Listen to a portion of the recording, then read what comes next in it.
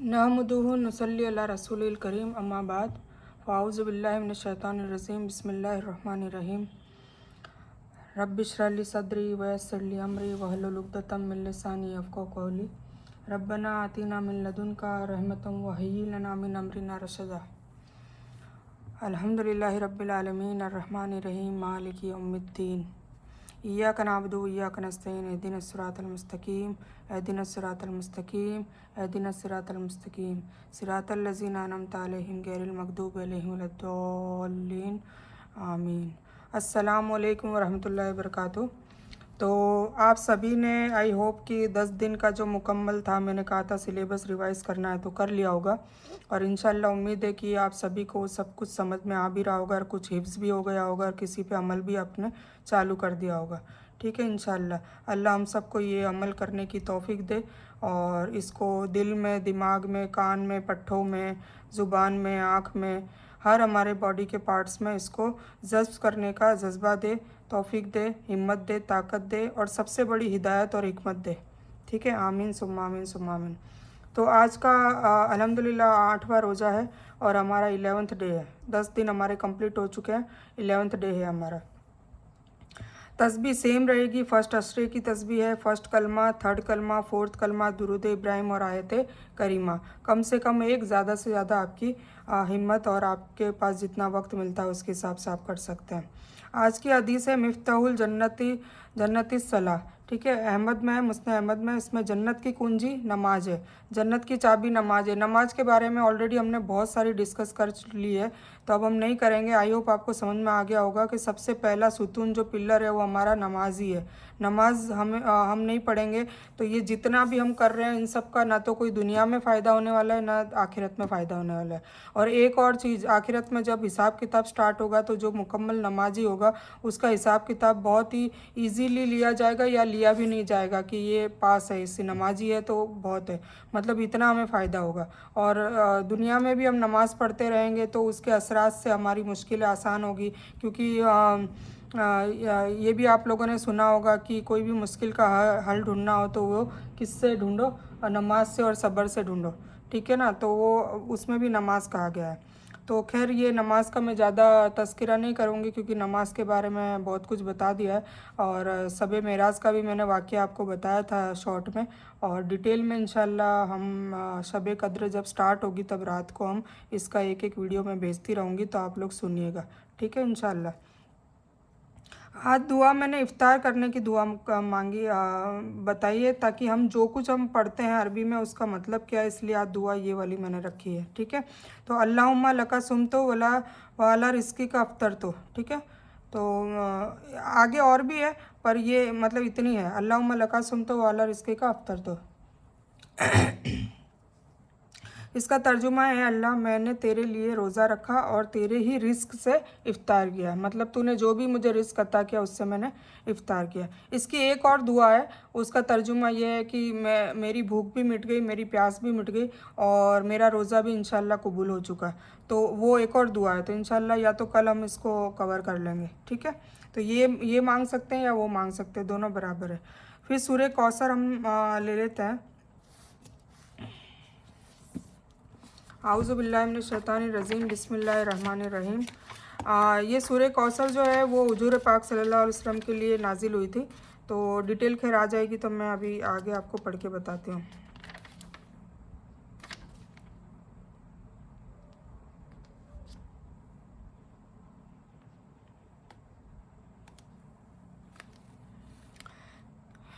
सूरतुल कौसर मक्का में नाजिल हुई और इसमें 3 आयतें हैं। ठीक है, सबसे मतलब कुरान पाक की सबसे छोटी सूरह यह है सूरतुल कौसर।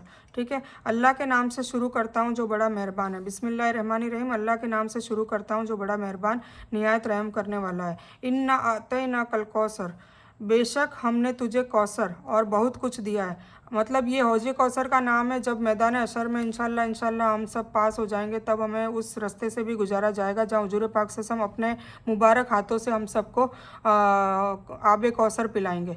ठीक है, तो ये वो हौज़े कौसर का तज़किरा किया हुआ है। इससे वह लोग मुराद है जो नमाज या तो पढ़ते ही नहीं है या पहले पढ़ते रहे हैं फिर आलसी हो गए या नमाज उसके नियमित नहीं, ये यहाँ से नहीं है, सॉरी, ये इसका दूसरा नाम सूरतुल नहर भी है, सूरतुल कौसर।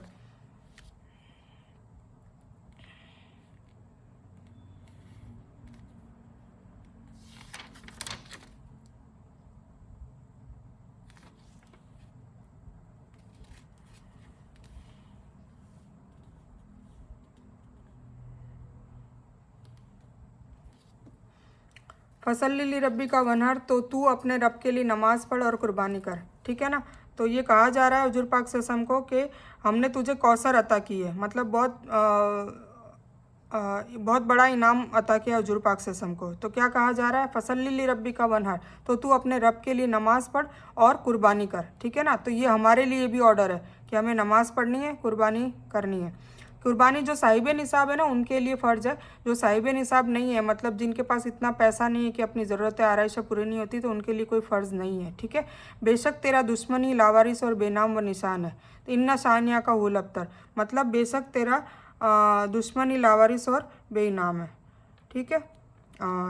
तो अब इसमें इसका ये तर्जुमा ये है डिटेल, यानी नमाज भी केवल अल्लाह के लिए और कुर्बानी भी केवल अल्लाह के लिए, अल्लाह के नाम पर ही होनी चाहिए। कुछ कुर्बानियाँ होती ना दूसरों के नाम पर, तो ये गलत है, कुर्बानी सिर्फ अल्लाह के नाम पे होनी चाहिए। मुशरिकों की तरह इसमें दूसरों को शामिल न कर, मतलब जैसे मुशरिक करते हैं, फिर हम में और मुशरिक में क्या फ़र्क हो गया। तो कुर्बानी सिर्फ़ और सिर्फ किसकी होगी, अल्लाह के नाम की। तो नहर का असल मायना है ऊँट के गले में नीज़ा या छुरी मारकर ज़िबह करना, ठीक है। दूसरे जानवरों को ज़मीन पर लेटाकर उनके गलों पर छुरी फेरी जाती है, उसे ज़िबह करना कहते हैं। लेकिन यहाँ नहर से मुराद आम कुर्बानी है। इसके सिवाय इसमें दान पुण्य सदका खैरात के रूप में कुर्बानी देना, हज के मौके पर मीना में ईद उल अजहा के दिन कुर्बानी करना सब शामिल है। मतलब कुर्बानी सारी आ गई। जो हज करने जा रहा है तो उनको भी कुर्बानी करनी पड़ती है, वरना हज नहीं होता उनका, तो उसकी कुर्बानी भी है। और नॉर्मल हम जो बकरा ईद के बाद करते हैं हर साल, वो कुर्बानी भी इसमें शामिल है, ठीक है। सदका खैरात करना और ये सब, मतलब ये सबसे छोटी सूरह है और हुजूर पाक सल्लल्लाहु अलैहि वसल्लम को ये बताई गई है, जो हमें इसकी तरगीब लेनी चाहिए। तो ये आज की सूरह कंप्लीट हो गई।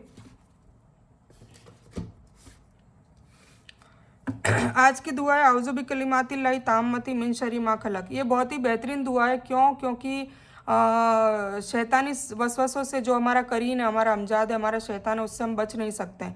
तो ये दुआ पढ़ेंगे तो वो भाग जाता है, ठीक है ना, उसकी चालों से। इसका मतलब ये है कि उसकी चालों से, उसकी वसवसों से, है ना, मैं तेरे नामों से तलाश करता हूँ, मतलब तेरे अलग अलग नामों से मैं तलाश करता हूँ। तो ये हमें, है ना, आफ्टर असर 3 बार पढ़नी चाहिए, 3 टाइम्स आफ्टर असर। ये अस्कार में है, जो हुजूर पाक से हम खुद करा करते थे, वो सुन्नती अस्कार है, उसके अंदर ये मिलता है देखने को। तो 3 बार असर के नमाज के बाद पढ़नी चाहिए, उससे सलामती रहती है। तो इसका मतलब है मैं तलाश करता हूँ अल्लाह के परफेक्ट नामों में, जिससे पनाह है शैतानी चालों से जो उसने गढ़ी है, ठीक है ना। अलग अलग चाल गढ़ता है ना, अलग अलग तरीके से वो वसवसे डालता है। हम एक पैंतरे से बच जाते हैं तो दूसरा डालता है, दूसरे से बचते, मतलब उसकी तो कोशिश ही ये रहती 24 घंटे कि वो हमें फंसाए, ठीक है। वो अल्लाह के करीब न जाने दे, अल्लाह की किताब के करीब न जाने दे, हुजूर पाक से हम की सुन्नतों को फॉलो न करने दे, मतलब उसकी चालें यही चलती है। तो हमें इससे बचना है। तो ये भी इसकी एक बहुत बेहतरीन दुआ है शैतानी वसवसों से बचने की। आज हम वज़ू डिस्कस करेंगे। कल हमने अजान डिस्कस करी थी, आज वज़ू डिस्कस करते हैं।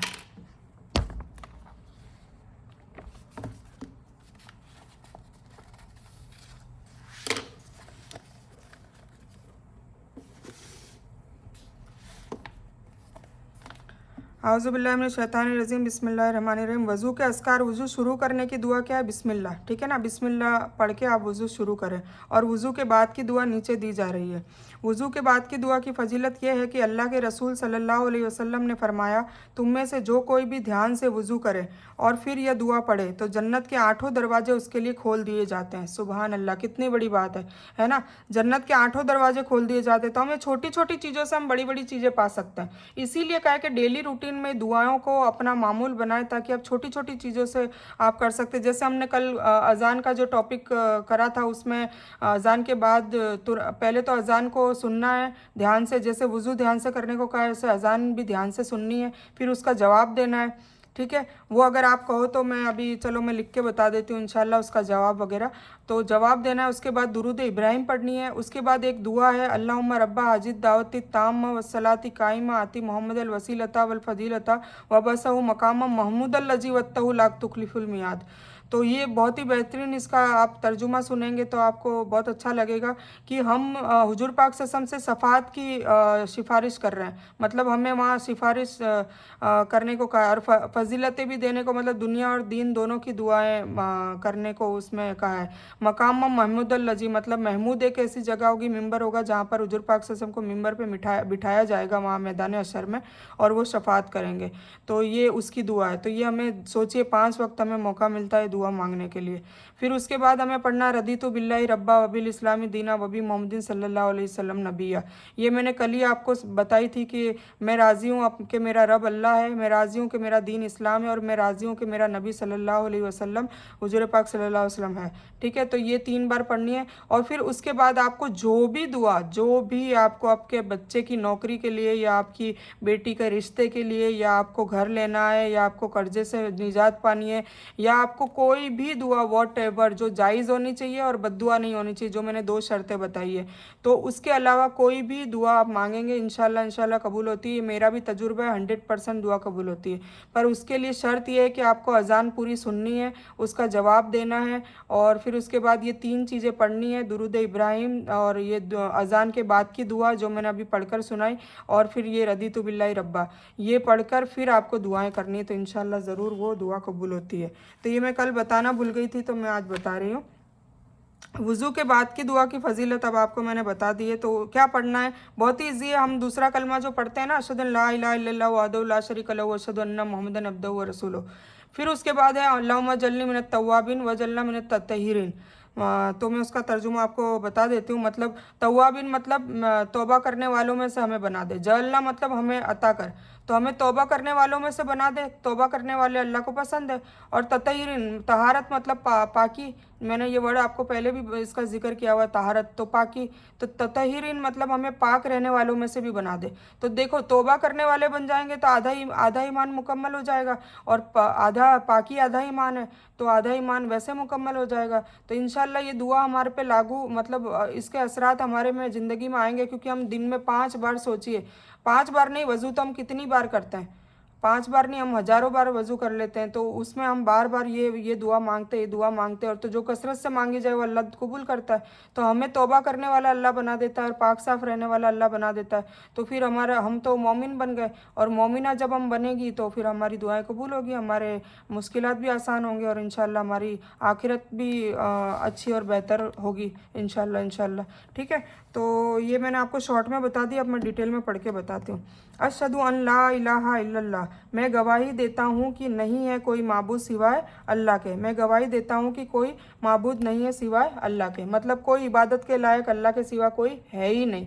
क्योंकि हम पढ़ते हैं ना, इय्याका नअबुदु व इय्याका नस्तईन, मतलब तेरी ही इबादत करता हूँ और तुझी से मदद मांगता हूँ और चाहता हूँ। इसकी तशरीह अजान के सबक में गुजर चुकी है। मौत को याद रखिए। रसूलुल्लाह सल्लल्लाहु अलैहि वसल्लम ने फरमाया कि जिसका आखिरी कलमा ला इलाहा इल्लल्लाह होगा वह जन्नत में दाखिल होगा।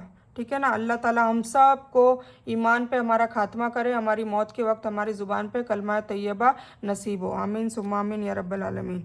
और एक हदीस में है कि करीबुल मर्ग शख्स को ला इलाहा इल्लल्लाह की तलकीन करो, मतलब जो गुजरने वाला हो, मतलब बहुत ही सख्त बीमारी में मुब्तला, और पता हो कि बस अब इनके पास आखिरी वक्त है, तो उनको भी यही कहो कि ज़ुबान से कसरत से पहला कलमा पढ़ते रहे। ठीक है ना। हमारी दादी सास जब बीमार थी तब मैं कसरत से उनके पास खड़ी रहती और खूब कसरत से उनको पहला कलमा पढ़वाया करती थी। तो उनको पढ़वाया करें, क्योंकि वो तो बेहोशी के आलम में होते हैं, उनको होश नहीं होता है। तो हमें पढ़वाना है तो उनकी ज़ुबान पे आ जाता है, और अल्हम्दुलिल्लाह वो जब एक बार स्टार्ट कर देते थे तो फिर वो पढ़ती रहती थी। अल्लाह ताला उनकी भी मगफिरत करे, उनकी बख्शिश करे, उनके कब्र को नूर से पूर कर दे, और जन्नत की उनको बशारत दे दे कब्र में इंशाल्लाह। आमीन सुम्मा आमीन। तो एक इमरजेंसी डॉक्टर जो कि एक अरब मुल्क में सर्विस कर रहा था, उसने बताया कि अपनी सर्विस के दौरान उसने कुछ लोगों को अपने सामने मरते हुए देखा। उनमें से सिर्फ 1 या 2 लोगों ने कलमा पढ़ा। अगर अल्लाह का जिक्र ज़बान पर रहेगा तो मरते वक्त भी कलमा नसीब होगा। देखिए एक बात और बता दूँ, जो बहुत ज़्यादा गाने सुनता है या बहुत ज़्यादा गाने गाता है, उन दोनों के लिए मैं बता दूं कि ये देखो, इससे इबरत हासिल करें कि जो भी कसरत से आप ज़िंदगी में करोगे ना, मरने के वक्त वही याद रहेगा। फिर चाहे कितना ही कलमा पढ़ा लो, सामने वाला आपकी ज़ुबान पे नहीं आएगा, क्योंकि अल्लाह नहीं लाएगा ना। तो ये ध्यान रखिए आप, ठीक है। तो आपको इस चीज़ से बचना है और उस ज़ुबान से अच्छी चीज़ें बोलनी है। पहला कलमा पढ़ना है कसरत से, ताकि मरते वक्त वही कलमा इंशाअल्लाह अल्लाह ज़ुबान पे लाएगा। और उसके साथ अखलाक, आमाल, अकवाल, अफ़ाल सब ये भी करना है। ऐसा नहीं कि मैं ज़िंदगी भर ला इलाहा इल्लल्लाह पढ़ता रहूँ और दूसरी चीज़ें नहीं करूँ, अखलाक, अकवाल, आमाल, अफ़ाल सब उनको बेहतर ना करूँ, पाकी बेहतर ना करूँ, तो फिर कलमा फिर भी नहीं आता, ठीक है। तो वहदहू ला शरीक लहू, वह अकेला है। वहद बोला था ना, कुल हु अल्लाहु अहद अपन ने बोला था ना, तो वह अकेला है, ठीक है। ला शरीक, उसका कोई शरीक नहीं। लहू मतलब उसका, वह अकेला है, उसका कोई शरीक नहीं। यहाँ अल्लाह की वहदानियत का फिर से दूसरे अल्फाज में इकरार कुल 3 बार और शिर्क से मुकम्मल बेजारी का ऐलान है, वरना निजाती मुश्किल, क्योंकि अल्लाह ताला शिर्क को हरगिज़ माफ़ नहीं करेगा। इसलिए शिर्क की खतरनाकी को जहन में रखते हुए पढ़िए। शिर्क अल्लाह ताला माफ़ नहीं करेगा। अल्लाह के साथ नाउज़ुबिल्लाह किसी को भी आप शरीक ठहराएंगे ना, तो अल्लाह ताला कभी माफ़ नहीं करेगा। कुछ लोगों को मैंने देखा है कि दरगाहों पे जाते हैं और वहाँ पे नाउज़ुबिल्लाह ये बोलते हैं कि या दाता सरकार या जो भी वहाँ के जो औलिया है, तो उनसे डायरेक्ट अपना बच्चा या कोई भी हाजत को मांगते हैं नाउज़ुबिल्लाह। तो न तो उन बुज़ुर्गों ने ये करने को कहा है, न उन्होंने अपनी ज़िंदगी में ऐसा करा है। वो तौहीद पे ही थे और उन्होंने तो तौहीद के लिए बहुत मुशक्क़त करके, उन्होंने दावत के लिए अपना घर बार छोड़ के वो लोगों में तौहीद परस्त करवाने आए थे, अल्लाह की वहदानियत बताने आए थे। वहदानियत मतलब सिर्फ अल्लाह एक है, उसके अलावा कोई शरीक नहीं, कोई इबादत के लायक नहीं, उसके अलावा कोई जात ऐसी नहीं जो पाक हो। तो वो सारी चीज़ें बताने के लिए आए थे, तो उनकी भी कोई गलती नहीं है। पर लोग भेड़ चाल चलते हैं एक दूसरे का देख के और समझते नहीं हैं और शिर्क में मुब्तला हो जाते हैं। और शिर्क की अल्लाह ताला माफ़ी नहीं करेगा, बाकी सारे गुनाह माफ़ हो जाएंगे। तो ये सोचने की और गौर व फिक्र करने की ज़रूरत है। हाँ, आप जाएं, आपको जाना है दरगाहों में। पहली बात तो औरतों को तो जाना ही नहीं चाहिए, पर अगर जाना भी है, औरतों को क्यों नहीं जाना चाहिए ये भी मैं बता दूं, क्योंकि पर्दा होता है औरतों का। औरत का मतलब ही पर्दा है। हम कुरान में आगे इंशाल्लाह पढ़ेंगे, सूरह निसा में आएगा, तो औरत का मतलब ही पर्दा होता है। तो वो ऐसी भीड़ भड़ाके में जाती है और फिर आपस में टकरे खाते हैं, गैर महरम को देखते हैं, दिखाते हैं। तो ये सब चीज़ों से बचने के लिए मना किया हुआ है। और दूसरा ये कि कब्रिस्तान में, वो भी कब्रिस्तान ही है ना, कब्र है वो, ठीक है। तो वहाँ जेंट्स जाएँ और फिर उसके बाद वहाँ पर जाके, अगर जाना ही है आपको, तो वहाँ जाके उनके लिए दुआ करें, ना कि उनसे दुआ मांगे, ठीक है ना। उनके लिए दुआ करें, तो उनके लिए दुआ करेंगे तो मैंने क्या बताया था, 70,000 फरिश्ते पास में खड़े रहते हैं और आपके लिए भी दुआ करते हैं, तो आपकी दुआ ऑटोमेटिक कबूल हो जाती है। और पहली बात, सबसे ज़्यादा अगर हम अल्लाह को मनाने के लिए इन बुज़ुर्गों का बीच में लेते हैं, इससे बेटर ये है कि अल्लाह ताला खुद कहता है कि सजदों में सबसे ज़्यादा करीब मैं होता हूँ। तो सबसे बेटर ये कि आप सजदे में जाएँ, वहाँ पर रो रो के तहज्जुद की नमाज़, 5 वक्त की नमाज़ फ़र्ज़ अदा करने के बाद, ऐसा नहीं कि सिर्फ तहज्जुद की नमाज़ पढ़ें और सो जाएं, फजर की नमाज़ पढ़े ही नहीं। 5 वक्त की नमाज़ अदा करने के बाद तहज्जुद की नमाज़ पढ़ें और उस तहज्जुद की नमाज़ में सजदे में जाकर रोकर अगर आप कुछ मांगते हैं, मेरा वादा है दुआ कबूल होती है, ठीक है। मैं आपको बीच बीच में सारी टाइम बताऊंगी कि कब कब दुआ कबूल होती है। जैसे अभी मैंने अजान के बाद दुआ का बताया, जैसे धूप में बारिश होती है तब दुआ कबूल होती है, जैसे रात को आपकी अचानक कभी भी आँख खुल जाए 2 बजे 3 बजे, तब आपकी दुआ कबूल होती है। तो ये सारी आप चीज़ें ये नोट करें। मैं बोल रही हूँ, मैंने देखो सारी चीज़ें मैं नोट नहीं कर सकती, बहुत बिजी शेड्यूल चलता है, तो आप ये चीज़ नोट कर लें, इसको ध्यान से सुने, 1 बार 2 बार 3 बार। और इंशाल्लाह मैंने ये सारा चीज़ देखते हुए, मैंने अब 4 बजे ही आज वीडियो डाल दी थी, 4 साढ़े 4 बजे।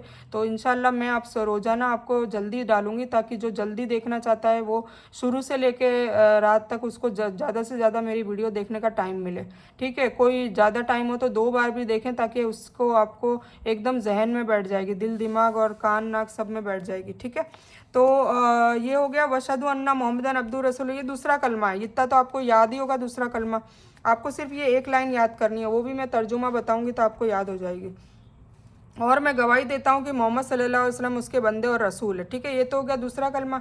अजान के सबक में इसकी तशरीह गुजर चुकी है। यहाँ पर अब्दुहु व रसूलु के अल्फाज ज़्यादा हैं। पिछली उम्मतों ने नेक लोगों को उनके ज़बरदस्त कारनामों की वजह से उनको खुदा का बेटा या खुदाई में शरीक बना दिया। देखिए ये हुआ ना, जैसे ईसाई लोगों ने क्या करा, ईसा अलैहिस्सलाम हमारे नबी हैं, रसूल है, उन्होंने ये दावत कभी नहीं दी थी। मैदान हशर में भी ये सब पूछा जाएगा सबसे। ईसा अलैहिस्सलाम को पूछा जाएगा, आदम अलैहिस्सलाम को पूछा जाएगा, तो उज़ैर अलैहिस्सलाम सबको पूछा जाएगा कि क्या तुमने कहा था कि नाउज़ुबिल्ला तू मेरा बेटा है। ईसा अलैहिस्सलाम को पूछा जाएगा, तो वो अल्लाह ताला से कहेंगे कि मैंने कब कहा, या अल्लाह ताला आप गवाह हैं, मैंने अपने पैदाइश से लेके मरते दम तक मैंने सिर्फ़ और सिर्फ आपकी वहदानियत के बारे में कहा, शिरक न करने को कहा, और मैंने सिर्फ इनको जो भी आपने वही मेरे पर उतारी मैंने वही बताया, पर इन्होंने मेरे मेरे प्यार में ज़्यादा मुझसे गुलू कर लिया और मुझे खुदा का बेटा बनाने में शरीक कर दिया। तो इससे बचना चाहिए। तो हम भी देखो करते हैं कहीं ना कहीं, हम किसी पीर औलिया को इतना बड़ा नाउज़ुबिल्ला बना देते हैं कि है ना अल्लाह से आगे कर देते हैं, तो ये भी गलत है। तो ये पिछली कौमों को इन चीज़ों की सज़ा मिली है, तो हम इससे इबरत हासिल करनी चाहिए। फिर हम भी उसी नक्शे कदम पर चल रहे हैं, तो हमें गौर फिक्र करना चाहिए, है ना। तो शिरक से बचें, ठीक है ना, इसको समझें। शिरक बहुत बड़ा गुनाह है। शिरक, अल्लाह ताला ने दुनिया बनाई इसलिए थी, इंसानों को बनाया इसलिए था कि अल्लाह एक है ये बता सके कि अल्लाह है, उसका इंट्रोडक्शन करवा सके, इसीलिए ये दुनिया बनाई थी। और हम उसी को अगर निगलेक्ट करेंगे, इग्नोर करेंगे, तो हमारे साथ कितना बुरा असर होगा। ठीक है, इसीलिए हमारी दुनिया भी हमारी बहुत मतलब फिर अल्लाह ताला फिर शिरक में मुब्तला लोगों को तो शैतान के वसवसे में छोड़ देता है, उसकी रहमत जो ढांपी होती है उससे हटा देता है। तो सोचिए फिर हमें कहाँ से सुकून मिलेगा, कहाँ से हमारी परेशानियाँ दूर होगी, उल्टा हमारी परेशानियाँ बढ़ती जाएगी। क्योंकि अल्लाह से हम अल्लाह को धोखा देंगे तो फिर हमारा तो कोई काम होगा ही नहीं ना। और अल्लाह को धोखा देना ही हुआ ना, कि एक तरफ तो हम कह रहे हैं इय्याका नअबुदु व इय्याका नस्तईन, और एक तरफ हम कह रहे हैं कुल हु अल्लाहु अहद, अल्लाह तू एक है, तेरे सिवा कोई पूजने के इबादत के लायक ही नहीं है, ला इलाहा इल्लल्लाह, तेरे सिवा कोई पूजने के लायक, इबादत के लायक नहीं है। फिर हम दूसरों की पूजा भी कर रहे हैं, पूजा ही कर रहे हैं ना, हम इनडायरेक्टली उनसे मांग रहे हैं या उनकी इबादत कर रहे हैं, नाउज़ुबिल्लाह उनके जाके मज़ारों पे सजदा कर रहे हैं, तो हम उनकी इबादत ही कर रहे हैं ना। तो ये समझने की ज़रूरत है। और शिरक कभी माफ़ नहीं होगा। ठीक है, तो ज़बरदस्त कारनामों की वजह से उन्होंने खुदा का बेटा या खुदाई में शरीक बना दिया। अल्लाह ताला ने मोहम्मद सल्लल्लाहु अलैहि वसल्लम के हकीकी मर्तबा को बयान फरमाकर और उस पर हर मोमिन से रोज़ाना शहादत दिलवाकर इस उम्मत में शिरक के दरवाज़ों को बंद कर दिया है। शिरक के दरवाज़ों को बंद कर दिया। हुजूर पाक से खुद फरमाया था कि है ना, ये इसीलिए तो उनकी जो भी अभी मदीना मुबारक जो गए हुए हैं, मदीना शरीफ जो जाकर आए हैं उम्रा पे और हज पे, तो उनको पता होगा कि औरतों को बिल्कुल कब्र दिखाई नहीं जाती है। हुजूर पाक सल्लल्लाहु अलैहि वसल्लम की बिल्कुल, औरतों को क्या आदमियों को भी नहीं दिखाई जाती, वो बिल्कुल कमरे में बंद है, एक हुजरा बना हुआ है और वो भी पर्दे लगे हुए हैं सब जगह, तो कोई भी झांक के ताक के कुछ देख ही नहीं सकता। तो सोचिए अगर ये ऐसा होता जो इंडिया में चल रहा है कि डायरेक्ट औरतें चली जाती है, तो फिर सोचिए कितनी, और है ना मुर्दे को नंगी भी दिखती औरतें, नाउज़ुबिल्लाह। तो ये सोचने की ज़रूरत है। तो प्लीज़ इस पर थोड़ा सा गौर फिक्र करें और थोड़ा अपना अमल को सुधारें। ठीक है, तो हुजूर पाक सल्लल्लाहु अलैहि वसल्लम को ये सब कह के शिरक से दरवाजे बंद कर दिए थे कि अब तुम्हारी उम्मत शिरक नहीं करेगी, फिर भी करती है, फिर भी करती है। हमारी हुजूर पाक सल्लल्लाहु अलैहि वसल्लम की उम्मत तो वो है जिन्होंने हर नबी की उम्मत का जो गुनाह था ना वो सारा कर लिया, और फिर हम बचे हुए इसलिए कि सिर्फ हमारे नबी रसूलुल्लाह सल्लल्लाहु अलैहि वसल्लम की वजह से हम बचे हुए हैं कि अल्लाह ताला अजाब नाजिल नहीं कर रहा। और ना उन उम्मतों को तो एक गुनाह किया और अजाब नाजिल करके फ़ना कर दिया था, फ़ना फातिहा हो गया था उनका, पर हमको बचाए रखा है। तो इससे बचने की ज़रूरत है। पर ऐसा नहीं है कि फिर वहाँ ऊपर शफात मिलेगी। हुजूर पाक सल्लल्लाहु अलैहि वसल्लम खुद शफात नहीं करेंगे, क्योंकि जो अल्लाह को नहीं मानेगा या अल्लाह के साथ शिरक करेगा उसको क्यों बचाएगा नबी सल्लल्लाहु अलैहि वसल्लम, क्यों बचाएंगे बताएं, क्यों बचाएंगे वो? क्योंकि बचाना भी किसी के हाथ में नहीं होगा, वो भी शफात भी होगी तो सिर्फ अल्लाह की तरफ से ही होगी। अल्लाह जिसको चाहेगा उसी की शफात करवाएगा। तो ये समझने की ज़रूरत है। मरने से पहले है मुसलमान कर ले तू गौर। ठीक है, तो हम सबको अल्लाह ने बनाया है और इस दुनिया की हर चीज़ को भी अल्लाह ने ही बनाया है, इसलिए हमको अल्लाह का सच्चा बंदा बनकर रहना चाहिए। मोहम्मद सल्लल्लाहु अलैहि वसल्लम अल्लाह के सबसे बेहतरीन बंदे हैं और वह हमारे रसूल हैं, इसलिए हमारे लिए उसवे हुस्ना बेहतरीन नमूना है। तो उनके हिसाब से चलना, और उन्होंने कभी शिरक नहीं किया, तौहीद परस्त रहे, उन्होंने हर चीज़ जो करी वही हमें करनी है, तभी हम फलाह पा सकते हैं, हम कामयाबी पा सकते हैं। ठीक है। फिर ये जो है ना दुआ, फिर इसके बाद ये जैसे दूसरा कलमा पढ़ लिया, फिर तुरंत ये पढ़ना, अल्लाहुम्मा जल्नी मिनत तव्वाबिन व जल्नी मिनत तताहिरिन। मतलब ए अल्लाह जल्नी बना दे मुझे, ठीक है, अता कर बना दे मुझे, ये इसका मतलब होता है। तव्वाबिन तौबा करने वालों से, खूब तौबा करने वालों में से मुझे बना दे, ठीक है। व जल्नी और बना दे मुझे पाक साफ रहने वालों में से। तहारत का मतलब होता है पाक साफ रहना। ए अल्लाह बना दे मुझे खूब तौबा करने वालों में से और बना दे मुझे पाक साफ रहने वालों में से। इंसान बार बार गलतियां करता है, नहीं करने के काम करता है या करने के काम सही तौर से नहीं करता है, इसीलिए शदीद ज़रूरत है कि वह बार बार तौबा करे, ठीक है। तौबा की शराइत यह है कि इंसान गलत काम करने से रुक जाए, गलती पर शर्मिंदगी भी उसे हो और आइंदा न करने का इरादा करे, इसको तौबा कहते हैं। ऐसा नहीं कि तौबा कर ली फिर गुनाह, फिर तौबा कर ली, नहीं। हाँ, वसवसे आते हैं तो गुनाह हो जाता है अनजाने में, पर वो सब अल्लाह को पता होता है। पर कोई जानबूझकर ही गुनाह कर रहा है फिर तौबा मांग रहा है, वो तौबा नहीं होती, ठीक है ना। और जिनका हक मारा है उनको वो हक लौटा दे। पाकी से मुराद लिबास और मकान की पाकी है, अकीदा और ख़यालत की पाकी है, बल्कि हर किस्म की पाकी नसीब कर।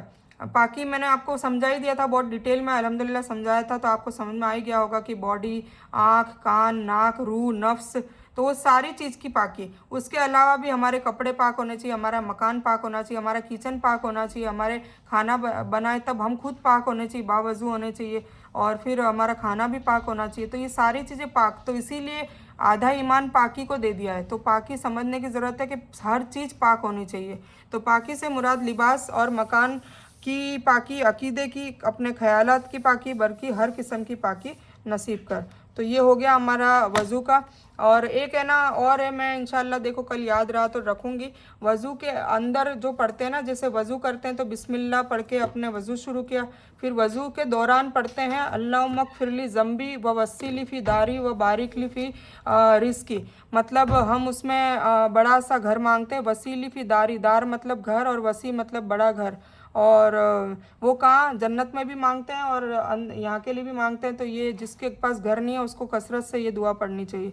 तो अल्लाहुम्मा ग़फ़िरली ज़म्बी, पहले तो हम अपनी सबसे पहले हम तौबा मांगेंगे, ठीक है ना। तो मैंने जो गुनाह किया उसके लिए मुझे माफ़ी दे दे। फिर वसीली फ़ी दारी, मुझे बड़ा घर अता कर, और बारिक ली फ़ी रिज़्क़ी, और मेरे रिज़्क़ में बरकत दे, ठीक है ना। तो ये दुआ भी है। और उसके बाद भी एक दुआ है, इन्ना अंजलनाहु फ़ी लैलतिल क़द्र, 3 बार पढ़ेंगे तो इंशाअल्लाह अंबियाओं में उठाया जाएगा। बहुत चीज़ें हैं देखो, करने को बहुत चीज़ें हैं ना। अब मैं क्या क्या बताऊंगी, करने को बहुत चीज़ें हैं, बस ये है कि हम अमल करें, और जो भी करें वो कंटिन्यूस अमल करें। ऐसा नहीं कि एक बार कर लिया और ख़त्म, जो भी करें कंटिन्यूसली अमल करें, और कंटिन्यूसली करेंगे तो इंशाल्लाह सब कुछ याद हो जाएगा। आप लोग सोच रहे होंगे कि इतना सारा कैसे याद होगा। मैंने भी जब शुरुआत करी थी तो मेहनत करनी पड़ती है, सब जगह स्टिकर्स लगा दिए, फिर धीरे धीरे ज़रूरत ही नहीं पड़ी, आदत हो गई और सब अल्हम्दुलिल्लाह याद हो गया, ठीक है। और वो याद भी क्यों होगा वो भी मैं बता दूँ। जैसे मैंने कहा कि एक ही जगह पर 2 चीज़ें नहीं रह सकती, तो आपको टीवी, न्यूड फिल्में और गलत चीज़ें और मूवी, मतलब ये सब बिल्कुल छोड़नी पड़ेगी। कानों से बिल्कुल गाने सुनने बंद करने पड़ेंगे, गीबत सुननी बंद करनी पड़ेगी। तो ये सारी चीज़ें करेंगे तब जाके ये सब होता है याद, वरना नहीं होता। वरना आप कितना ही कर लो नहीं होगा, क्योंकि एक चीज़ में एक ही चीज़ रहती है। एक गिलास में या तो पानी रहेगा और या फिर कोई गंदगी रहेगी, समझ गए ना आप। तो उसको धीरे धीरे अपने आज़ा को, अपने जो अंग हैं उनसे गुनाह को कम करने की कोशिश करें और ये बढ़ाने की कोशिश करें, तो इंशाल्लाह सब हो जाएगा, ठीक है। तो वज़ू हमारा हो गया। टास्क है आज 10 दिन का सारा सिलेबस रिवाइज़ करें और अलग से लिस्ट बनाएं। आज है ना अलग से आपको लिस्ट बनानी, जैसे मैंने हदीस लिखाई है ना, तो एक पूरा हदीस का लिस्ट बना दें, और जितनी भी हदीस है ना वो सारी एक पेज पे लिख लें, ये मैं बोलना चाह रही हूँ, ठीक है। फिर जो दुआ पढ़ने की है तो वो दुआ रीड, उसकी एक पूरी लिस्ट बना दें सारी मेरे पेजों में से, 10 पेज में से, ठीक है। इसी तरह ये जो दुआ बोलने की, मांगने की है, वो भी उसकी अलग से लिस्ट बनाए, ताकि वो क्या नज़र में रहेगी ना, एक अलग से फाइल बनी रहेगी। तो ये मैं 10-10 दिन का आपको बोलती रहूँगी, ताकि आपके फिर सारी दुआ आपको एक साथ याद रहेगी, ठीक है। तो वो आपको बनानी है। और रमज़ान की 21 से लेके 30 तक की लिस्ट डिस्कस करनी है, तो हम कर लेते हैं इंशाल्लाह। 21 में हमारा तीसरा, मैंने बताया नहीं कि 11वां जो रोज़ा आएगा तब हमारा सेकंड अशरा चालू हो जाएगा इंशाल्लाह। अभी जैसे 8वां रोज़ा है, तो 11वें रोज़े में फिर हमारी जो सेकंड अशरे की जो दुआ है वो चेंज हो जाएगी। वो ये है कि रब्बना वग़फ़िर लना ज़ुनूबना व कफ़िर अन्ना सय्यातिना व तवफ़ना माल अबरार। ठीक है, तो ये हमें वो पढ़नी है कसरत से 11वें रोजे से लेके 20वें रोजे तक। ठीक है, तो वो मैं इंशाल्लाह जब आएगा तब अपने आप आपको लिखवा दूंगी एक बार। ठीक है, और उसका तर्जुमा भी हम डिस्कस करेंगे इंशाल्लाह। और फिर जब 21वां रोज़ा स्टार्ट होगा तब हमें कसरत से क्या पढ़नी है, अल्लाहुम्मा अज़िरना मिनन्नार, ये पढ़नी है, क्योंकि हम दोज़ख की आग से बचने की दुआ मांगेंगे। इसका मतलब ये है कि या अल्लाह ताला हमें जहन्नम की आग से निजात दे, बचा। ठीक है, और एक हम पढ़ेंगे अल्लाहुम्मा अफ़ून तुहिब्बुल अफ़्वा फ़अफ़ु अन्नी। तो ये शब कदर में पढ़ी जाती है, क्योंकि हमारा जब आमाल नामा, आपको मैंने बता ही रखा है कि आमाल नामा हमारा नया बनता है, तो ये अगर हम मांगेंगे, क्योंकि ये बेहतरीन दुआ अल्लाह को ये वाली पसंद है, तो हम यही मांगेंगे। हुजूर पाक सल्लल्लाहु अलैहि वसल्लम ने भी यही आयशा रज़ियल्लाहु तआला अन्हा को पढ़ने को कहा था कि अल्लाहुम्मा अफ़ून तुहिब्बुल अफ़्वा फ़अफ़ु अन्नी, ये पढ़ें। तो इसका मतलब ये है कि या अल्लाह ताला तू हमें माफ़ कर दे, और तुझे माफ़ करना पसंद है, तुझे माफ़ करना पसंद है, इसलिए तू हमें माफ़ कर दे। ठीक है, कितनी अच्छी दुआ है। तो अल्लाह इससे इम्प्रेस होता है और अल्लाह इससे राज़ी होता है और फिर हमें माफ़ भी कर देता है इंशाल्लाह। तो हमें उम्मीद है कि हमें शब कद्र सभी आप लोगों को, सभी को, हम सबको वो हासिल हो, और शब कद्र में हमारा आमाल नामे में हमारे आने वाला जो 1 साल का है वो बेहतरीन रिस्क हमें मिले, बेहतरीन हमारे सारे मामलात हो, और हमारी उम्र दराज करें सब लोगों की, और कोई भी परेशानी या कुछ हो तो वो अल्लाह ताला हमें हम पर रहम फरमा कर और वो उसको डिलीट कर दे, और हमारा पूरा साल अच्छे से गुजरे इंशाल्लाह इंशाल्लाह। और फिर हमें रमज़ान फिर से मिले इंशाल्लाह, और फिर हम आगे से आगे अगले साल के लिए हमारा अमाल नामों को दुरुस्त करवा सकें। ठीक है, तो ये मरते दम तक हमें करते रहना है इंशाल्लाह इंशाल्लाह। ठीक है, तो और फिर मेक दुआ for Muslims all around the world, और अपने 21वें रोजे से आप है ना उम्मत मुस्लिमा के लिए, सब के लिए दुआ करें। ऐसा नहीं कि सिर्फ खुद की मांगनी है, सब के लिए दुआ करें जो भी परेशान है। फ़िलिस्तीन में देखिए कितने परेशान हो रहे हैं, बर्मा के मुसलमानों को परेशान किया गया था, उनको भी ऐसा काटा पीटा गया था। पाकिस्तान के मुसलमान भी परेशान हैं, इंडिया के मुसलमान भी परेशान हैं, जितने भी सब मुसलमान हैं जो भी है सबके लिए दुआ करें। सऊदी के मुसलमान परेशान हैं, गल्फ़ में भी कुछ मुसलमान परेशान हैं, तो सबकी मुसलमानों के लिए खैर और बरकत की दुआएं मांगे। और प्रे सलातुल तस्बीह, तो सलातुल तस्बीह पढ़नी है आपको, मतलब मैंने कहा था कि वो पूरी दिन में एक बार पढ़ें, अगर नहीं पढ़ सके तो हफ्ते में एक बार पढ़ें, नहीं पढ़ सके तो महीने में एक बार पढ़ें, नहीं पढ़ सके तो आप ज़िंदगी में एक बार पढ़ें, इसके बारे में ये कहा गया है। तो इंशाल्लाह हम 22 तारीख को सलातुल तस्बीह की डिटेल में बताऊंगी, मैंने लिस्ट बना रखी तो उस हिसाब से ही बताऊंगी। तो सिर्फ हम सलातुल तस्बीह का चैप्टर लेंगे। ठीक है, फिर 23 तारीख का है दुरूद इब्राहिम रिसाइट करनी है, तो दुरूद इब्राहिम की फ़जीलत इंशाल्लाह बयान करेंगे कि उसमें क्या क्या फ़ायदे होते हैं हमारी दुनिया और आखिरत में। फिर 24 में है कि get a thoughtful gift for your loved ones, ऐसा गिफ्ट कि आपको भी सवाब मिले लाइफ टाइम। और मैं बताऊं, मुझे तो सबसे बेटर गिफ्ट देना क्या अच्छा लगता है, कुरान पाक तर्जुमे वाला कुरान पाक सबसे बेटर, सबसे बेस्ट अपने ज़िंदगी का सबसे बेस्ट गिफ्ट है। और इसके लिए मैं ना आपको एक स्टोरी बताती हूँ, मेरी खुद की स्टोरी है जो हुई थी। मैं शायद मुझे याद नहीं है 8th या 9th में थी, या 7th 8th या 9th, इन तीनों में से एक में थी। तब हमारे मौलाना साहब हमको पढ़ाते थे, तो 175 या तकरीबन ऐसे, इससे थोड़े कम या ज़्यादा, टोटल पता नहीं, इतने स्टूडेंट्स थे हम लोग टोटल। मतलब मौलाना साहब का मदरसा चलता था, हालांकि वो पढ़ाने हमें घर पे आते थे, पर वो मदरसा चलता था। तो जब वो डिबेट करवाते, वो और भी मतलब एक्स्ट्रा करिकुलम एक्टिविटीज़ करवाया करते थे, डिबेट करवाते थे, तकरीर करवाते थे हमसे स्टेज पे, और सबके माँ बाप और पेरेंट्स को बुला के जलसा करते थे, और तकरीर भी करवाते थे, और हमारे पेपर भी लेते थे वो। मतलब साल भर जो हमको पढ़ाया है, जो भी हमारी मसले मसाइल अकीदा जो भी है, उन सब के पेपर लेते थे। तो ये सारी चीज़ें वो करते थे। तो मुझे है ना, मैं फ़र्स्ट रैंक आई थी। एक तो अखलाक में भी वो देखते थे कि सारे स्टूडेंट में सबसे बेस्ट अखलाक वाला कौन है, और तकरीर में और अखलाक में मुझे फ़र्स्ट, मतलब मेरा फ़र्स्ट इनाम मुझे मिला था। तो मुझे कुरान पाक दिया था। सोचिए कितनी बड़ी गिफ्ट मुझे दी थी। और मैं जाहिल और गंवार मैं अपने आप को कहूँगी कि मैं उस वक्त बहुत रोई थी कि मुझे है ना, एक्चुअली मुझे सूट चाहिए था, सेकंड नंबर को सूट दिया था। तो मुझे बहुत रोना आया था। मैं घर गई और रोई कि मम्मी मुझे है ना, मैंने इतनी मेहनत करी और तकरीर में भी मैं फ़र्स्ट आई हूँ, और मौल साहब कहते हैं कि अखलाक में भी मुझे और एक बिल्किस नाम की लड़की थी, तो उसका नाम हमेशा लिया जाता था कि अखलाक में ये दोनों बहुत अच्छी है। तो क्योंकि हम है ना वहाँ पर बहुत खिदमत भी करते थे और बहुत सारा करते थे, तो अल्लाह इसकी जज़ा दे। खैर ये सब बताना नहीं चाहिए, पर मैं कहा आपको एक हेल्प के लिए बताती हूँ, है ना। और ये देखो, मैं जब भी कुछ पढ़ती हूँ तो अल्लाह मुझे अपने आप ये स्टोरीज़ याद दिला देता है। तो अल्लाह ताला मुझे रियाकारी से बचाए, और आप भी प्लीज़ दुआ करिएगा। बस मुझे तो आपको नफ़ा बख्श इल्म पहुँचे, उसके लिए मैं सारा ये कोशिश कर रही हूँ।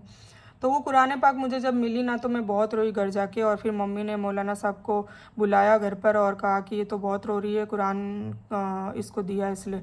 तो मौलाना साहब ने कहा कि तुझे क्या चाहिए, तुझे 4-4 5-5 सूट में दे देता हूँ, पर तुझे एक बात बता दूँ, अभी तू बहुत छोटी है, तुझे इस किताब की अहमियत का पता नहीं चल रहा है, और मुझे दुआ है इंशाल्लाह कि तू इस किताब से मोहब्बत करे और आगे जाके तेरा दिमाग और दिल खुले इस किताब के लिए, और जब तेरे तार तार खुलेंगे तब तू खूब इससे मोहब्बत करेगी इंशाल्लाह। ये मेरी दुआ है, और अल्हम्दुलिल्लाह उनकी दुआ कबूल भी हुई है। आज ऐसा वक्त आ गया है कि मुझे कुरान के अलावा कोई और किताब ना तो पढ़नी पसंद आती है ना कुछ, कुरान ही मुझे बस, कुरान की तिलावत, कुरान का तर्जुमा, कुरान की किरात, कुरान की तजवीद, कुरान कुरान कुरान, और अल्हम्दुलिल्लाह यही हमारे को निजात दिलाएगा, तो हमें इसी से मोहब्बत करनी चाहिए।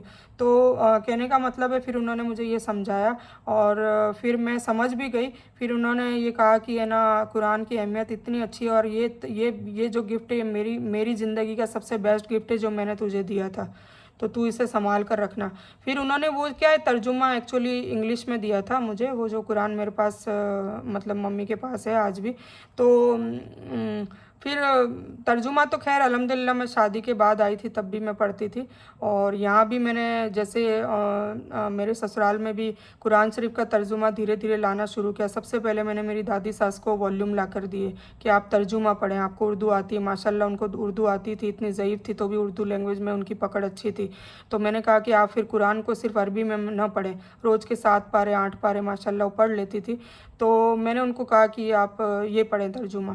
तो तर्जुमा पढ़ने से माशाल्लाह उनके बहुत ही अकीदों में और सब में बहुत फ़र्क आया। उनको खुद पढ़ा, उनको डर भी लगने लगा, मतलब डरता तो हर कोई है, पर उनको एहसासात होने लगे, और सारी बातें पता चलने लगी, अल्लाह ताला के हुक्म पता चलने लगे। और फिर धीरे धीरे मैं तो पढ़ती थी, पर मैं लोगों को ये तोहफ़ा देने लगी, ये कुरान का। आपको इसलिए समझा रही हूँ कि आप भी कुरान शरीफ का तोहफ़ा दें अपने, जिनको आप चाहते हैं कि जहन्नम की आग से बचें, उनके मामलात में भी अच्छा सुधार हो। तो कुरान, जब तक कुरान नहीं आएगा ना लाइफ में, तब तक सुकून नहीं आएगा, परेशानी का हल नहीं होगा।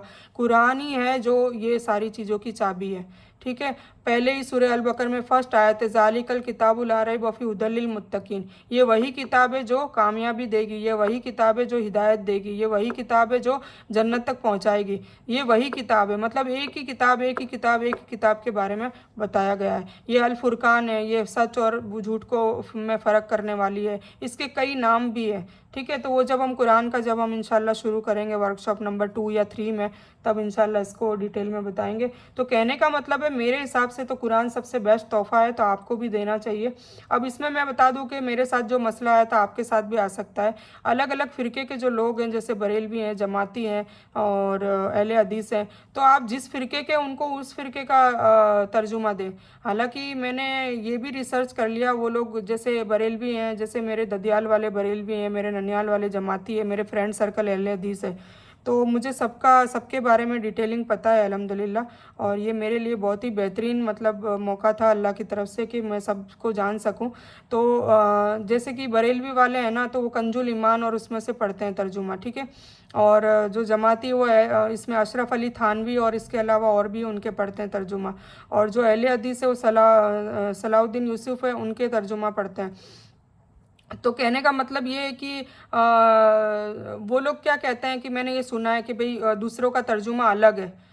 सबको कहते हुए सुना है, जो एक फ़िरका है दूसरे फ़िरके के लिए कहता है कि उसका तर्जुमा अलग है। मैं पूछती थी कि क्यों उनका नहीं पढ़ना है, कि उनका तर्जुमा अलग है, ये तर्जुमा अलग है। मैंने कहा ये बात मुझे समझ में नहीं आई, अपने मन से बात करती थी। फिर मैंने कहा एक काम करते हैं, अपन सारे ही फ़िरकों के, मतलब मैंने कंजुल ईमान भी ख़रीदी, फिर मैंने अशरफ अली थानवी की जो तर्जुमा है वो भी ख़रीदी, और सलाउद्दीन यूसुफ की, ये अहले हदीस वालों की, इनकी भी ख़रीदी। और मैं, आप यकीन मानो, तीनों कुरान लेके बैठती थी, मुझे किसी में भी तर्जुमे का कोई फ़र्क नहीं आया। हाँ, एक बात बता दूं, जो ये लोग वो करते हैं तफसीर डिटेलिंग, मतलब तर्जुमा तो वो को वही है, जैसे इया का नाबुदु इया का नस्तईन का तर्जुमा ये है कि हम तुझी से तेरी इबादत करते हैं और तुझी से मदद मांगते हैं, सबका तर्जुमा यही है।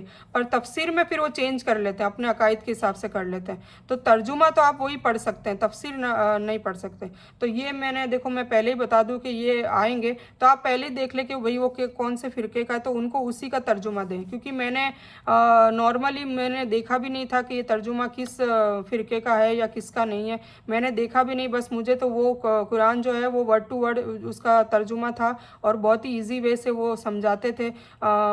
हाफिज़ नज़र अहमद का है शायद वो, तो उसमें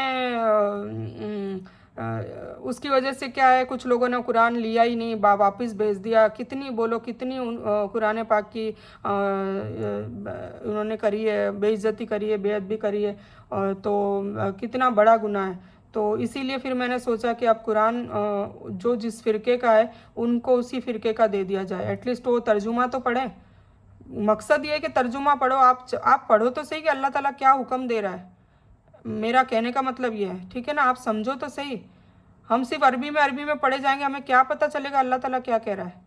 जब तक आप इसका ट्रांसलेशन नहीं पढ़ेंगे आपको कुछ समझ में नहीं आएगा। अभी देखो ये वर्कशॉप में जो भी मैं हिंदी में आपको समझा रही हूँ तो आपको समझ में आ रहा होगा ना।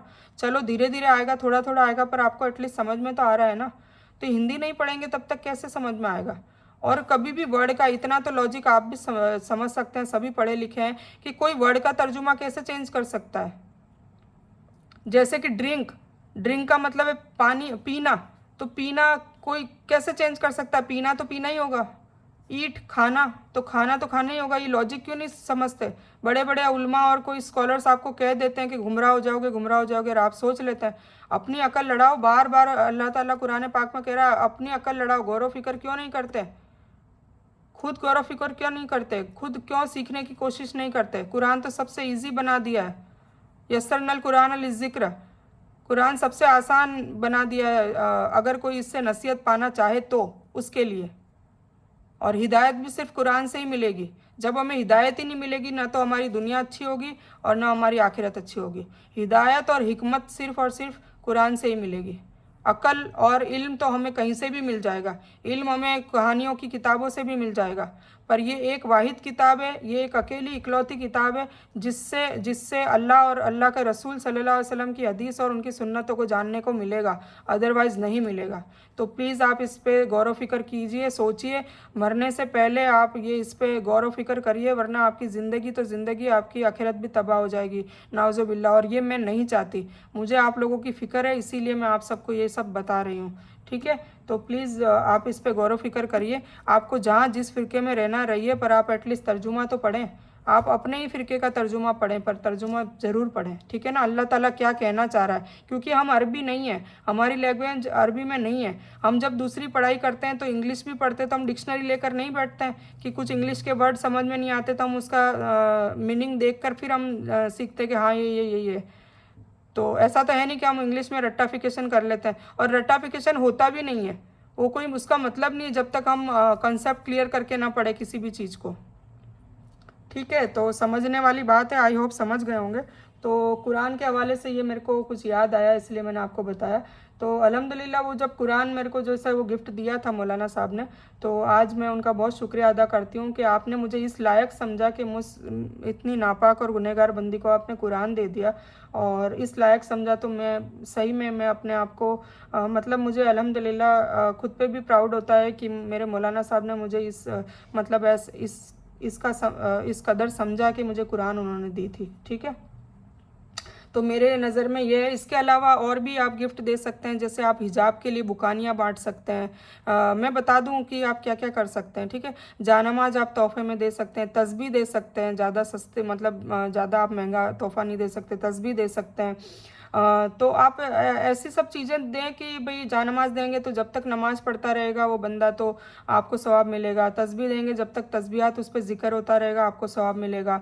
जब तक आप मतलब आप ऐसा गिफ्ट दें, ऐसा तोहफा दें कि ऐसा नहीं है, आप सूट भी दे सकते हैं, आप बहुत चीज़ें दे सकते हैं, पर भाई मेरी ये सोच है कि भाई ऐसा तोहफा दें कि उसमें आपका दीन और दुनिया आखिरत में भी सवाब मिलता रहे, समझे आप। तो मेरा ये मेरी सोच है। बाकी ऐसा नहीं है, तोहफा तो लेना देना सुन्नत है, और आप कोई भी तोहफा जैसा भी आप चाहें दे सकते हैं, ठीक है, तो ये हो गया। फिर एक नई हदीस पढ़ें और अमल भी करें, तो वो हम कर ही रहे हैं। एक मैं बता दूं, मिसवाक का इस्तेमाल, हुजूर पाक से सब मिसवाक का इस्तेमाल खूब करते थे, तो आप मिसवाक को भी बांट सकते हैं। जैसे मैं शादियों में क्या करती हूँ, जब भी बहन होती है ना, तो एक मंजिल आती है, मैं आपको कल बता दूंगी, अभी मेरे पास यहाँ नहीं है शायद, तो वो मंजिल ये रही, ये मंजिल, तो ये मंजिल है। इसमें क्या है, कुरान की शॉर्ट आयतें हैं जो जादू टोना, हसद, जलन, उन लोगों का इलाज है ये, ठीक है। तो ये शॉर्ट में 5 मिनट लगता है पढ़ने में, और सारी कुरान की इसमें जो जो मुख्तसर जो सूरह है जो जादू टोना के लिए बनाई गई है, तो वो इसमें इसका वो डाला हुआ है।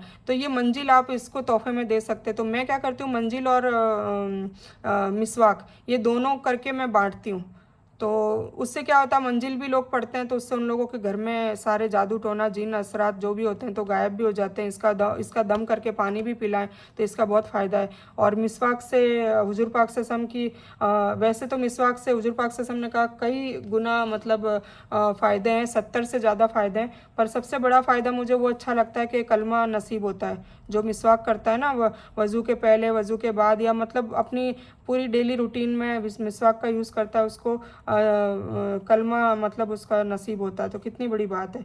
फिर पेड़ उगाना, तो पेड़ उगाना भी सुन्नत है। आजकल पेड़ नहीं उगाए जाते, तो ये भी सुन्नत है। तो वो पेड़ के लिए तो इतना कहा है कि अगर मान लो क़यामत आ जाए, और क़यामत का मतलब वो तुम्हें वो जलजला दिखने लग जाए, और तुम पेड़ अगर उगा रहे हो, तो तुम भागो मत, पेड़ उगा ही दो, इतना मतलब उसका सवाब बताया गया है। फिर घर में नमाज की जगह, तो ये भी देखो आजकल ये बिल्कुल इसका परंपरा उठ चुकी है, और क्योंकि ये सुन्नत मर चुकी है, तो हमें सुन्नतों को भी ज़िंदा करना है, जो जो सुन्नत अमल में बिल्कुल लोग नहीं ले रहे हैं। तो हमारे घर में नमाज के लिए आपने देखा होगा ताइफ में, और आप जब वहाँ पे मक्का मदीना गए, तो वहाँ पे जो घर है सबके घर पे सबकी ज़ियारत करी होगी, तो उनकी इबादत की जगह एक अलग होती थी, मतलब एक नमाज जैसा बनाया हुआ होता था, वो अलग होती थी। तो हमें भी नमाज के लिए एक अलग से मुकम्मल जगह, एक रूम अलग से बनाना चाहिए, इबादत गाह जैसा। तो वो ये भी मर चुकी है। तो जो नए घर बना रहे हैं, प्लीज़ उसमें वो उसका करें, इंसर्ट करें, और लोगों को भी ताकीद करें और बताएं कि भाई जब भी नए घर बने तो आप इबादत के लिए एक अलग से रूम बनाएं, ठीक है, जगह हो तो इंशाल्लाह। फिर spend the night in the prayer, तो शब कद्र की रात आ चुकी है, तो 26वें रोज़े में, हालांकि सब 27वीं रात ही जगते हैं, पर हमें एक्चुअली 21 से लेके लास्ट तक जगनी चाहिए। पता नहीं शब कद्र कब नाजिल हो जाए, ऐसा ज़रूरी नहीं है। वैसे ताक रातों में ज़्यादातर उलमा लोग कहते हैं, स्कॉलर्स लोग कहते हैं कि 21, 23, 25, 27 और 29 को होती है, तो एटलीस्ट वो 5 रातें तो आप जगह ही जगह। और एहतिकाफ़ में लोग इसीलिए बैठते हैं कि 10 रातें उनको मिल जाती है, और शब कद्र उनको मुकम्मल मिल जाती है। और शब कद्र के इनामात तो मैंने बता ही दिए कि अमाल नामा चेंज होता है, तो आप अगले साल का पूरा अमाल नामा अपना अल्लाह से साफ़ सुफ करवा सकते हैं, अच्छा करवा सकते हैं, बेहतरीन करवा सकते हैं, ठीक है। हाँ, तो ये हो गया रिवाइज़ मेमोराइज सूरह। तो सूरह को डेली रिवाइज़ करें, मेमोराइज़ करें। जुआ ये इतना सारा मैंने कुछ ज़ख़ीरा दिया है आपको, तो वो सारा आपको धीरे धीरे आप याद करें, उसको अमल करें उस पर, अपने बच्चों को भी बताएं, शौहर को भी बताएं। फिर प्रैक्टिस कवर्ड योर सेल्फ, तो पर्दे की प्रैक्टिस करें, है ना, बुकानी में रहें। देखिए जितना भी पोर्शन आपको ऐसा लगता है कि जहन्नम की आग में जलेगा तो मुझे कोई फ़र्क नहीं पड़ता, तो वो आप गैर महरमों को दिखाएं। शॉर्टकट में बोल रही हूँ, जितना भी पोर्शन आपको बॉडी का ऐसा लगता है कि गैर महरम को दिखाएंगे, जहन्नम की आग में जलेगा, तो हमें कोई फ़र्क नहीं पड़ता, हमें कुछ भी जलन नहीं होगी, हमें दर्द नहीं होगा, हमें मज़ा आएगा, नाउज़ुबिल्लाह। तो वो पोर्शन आप गैर महरम को दिखाएं। हालांकि मैं भी मुकम्मल पर्दा नहीं करती, इंशाल्लाह आप लोग मेरे लिए भी दुआ करें कि मैं भी मुकम्मल पर्दा कर सकूं, इंशाल्लाह। इसकी मुझे तौफीक दे अल्लाह, और करने की पूरी कुव्वत और कोशिश और सब्र भी दे, ठीक है। Listen your favourite Quranic verses today, तो कोई भी आप अपना जो भी सूरह मुल्क है, सूरह सजदा है, ये तो रात को देखो पढ़नी होती है, सुबह सूरह यासीन पढ़ लें।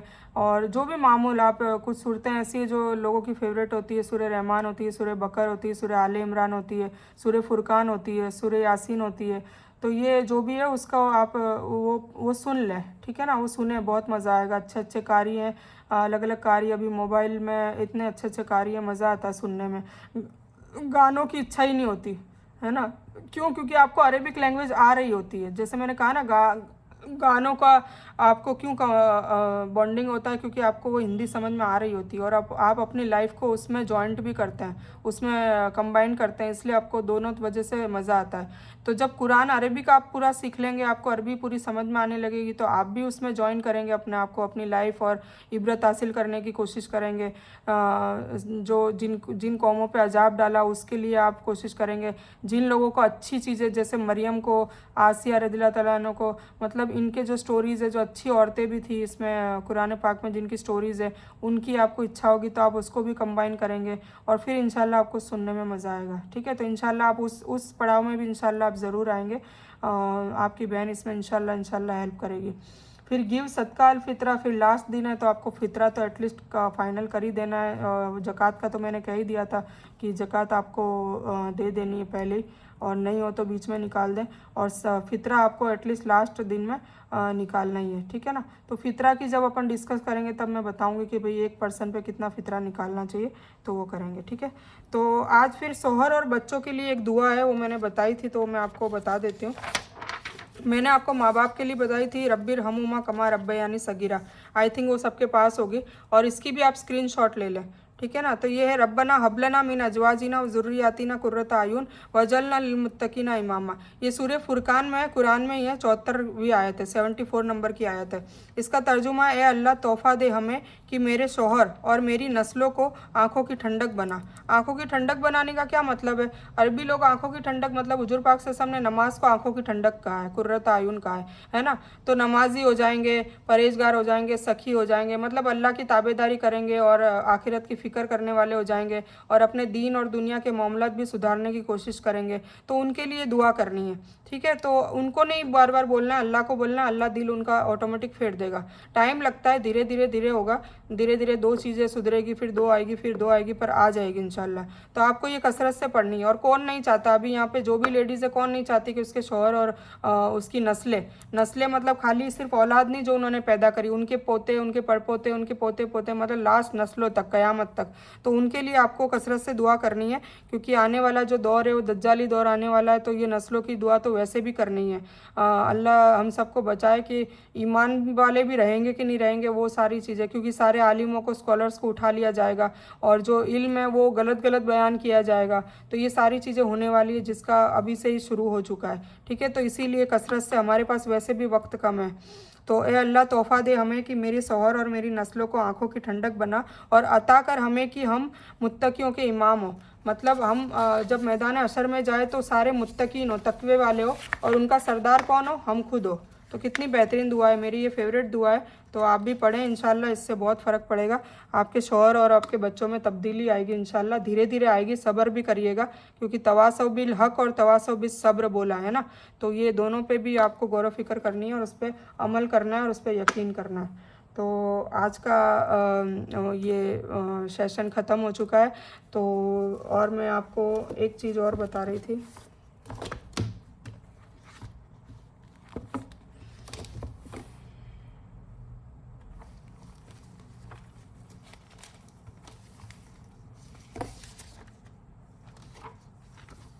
चलो मैं ये कल बताऊंगी क्योंकि टाइम ज़्यादा हो गया। तो चलो आज हम आज का जो ये बयान है वो ख़त्म करते हैं। तो इस बयान में कुछ भी दीन की अच्छी बात अल्लाह की तरफ से है, और बुरी या गलत बात जो गलती से अनजाने में हो गई हो, मुझे पता भी न चला हो, वो मेरी तरफ से है, और उसके लिए मैं अल्लाह से और आप लोगों से माफ़ी की तलबगार हूँ। ठीक है, मैं कोई आलिमा नहीं हूँ, एक तालिब इल्म हूँ। अल्लाह मेरी कोशिश से आपको सही नफ़े बख्श इल्म पहुँचाए, बस यही मेरी तमन्ना है। आमीन सुम्मा आमीन। रब्बना आतिना मिन लदुनका रहमतम व हय्यि लना मिन अमरिना रशदा। अल्लाहुम्मा सल्ली अला मुहम्मद व अला आलि मुहम्मद कमा सल्लैता अला इब्राहीम व अला आलि इब्राहीम इन्नका हमीदुन मजीद। अल्लाहुम्मा बारिक अला मुहम्मद व अला आलि मुहम्मद कमा बारकता अला इब्राहीम व अला आलि इब्राहीम इन्नका हमीदुन मजीद। व आखिरु दावाना अनिल हम्दुलिल्लाहि रब्बिल आलमीन।